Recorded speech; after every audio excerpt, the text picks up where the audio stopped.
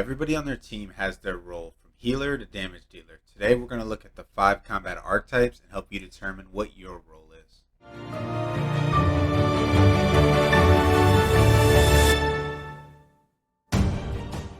Welcome back to D&D War Room, and for those that are new, thank you for stopping by. Today we're going to be discussing party roles, so let's get into it. First up, we have the Defender, essentially the party's tank.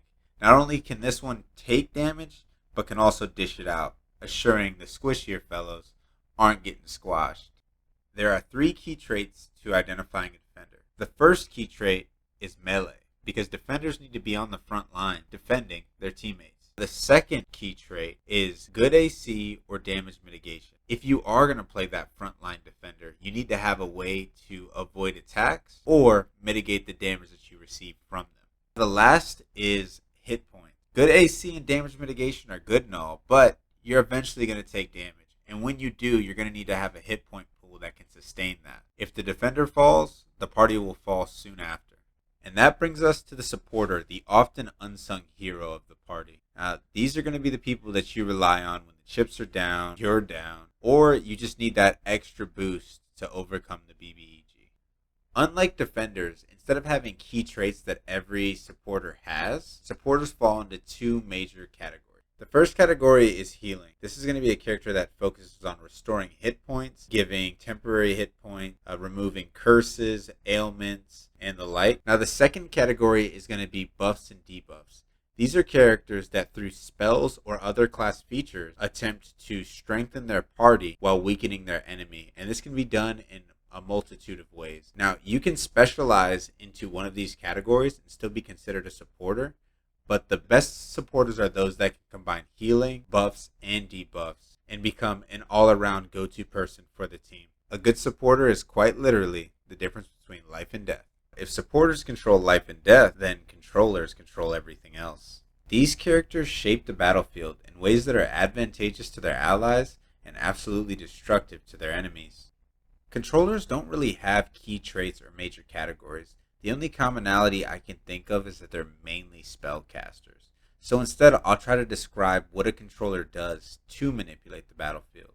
The first way they can do this, and perhaps the most visible, is terrain-changing spells.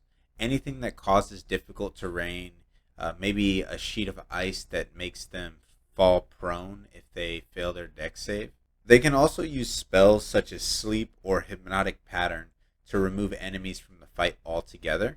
The last way they can do this is by isolating enemies and limiting either their vision, their hearing, or in some way impairing them so that they can't use spells or attack effectively. And when it comes to attacking effectively, there's no role as good as a blaster. Now these characters focus on dealing damage. If there's an enemy that needs to be shot, pin-cushioned, or incinerated, this is who you turn to. Every blaster will be ranged, but they're going to fall into one of 2 categories. Your first category of blaster is going to be those that focus on making multiple attacks in a round. The second type are going to be your AoE devastators. Think the iconic fireball.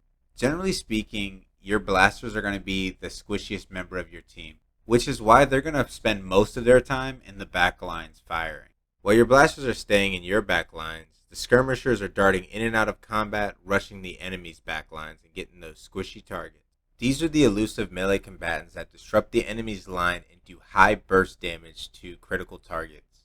Skirmishers are defined by both their traits and their tactics. We'll start by going over the skirmisher traits. Skirmishers are melee combatants with decent hit points, decent armor class, and a high degree of mobility. Due to their inability to stay in sustained combat, skirmishers are going to stick to these tactics. Will attack with allies, hit and run solo enemies, or go into the back lines to attack the enemy's weaker units, such as mages or blasters.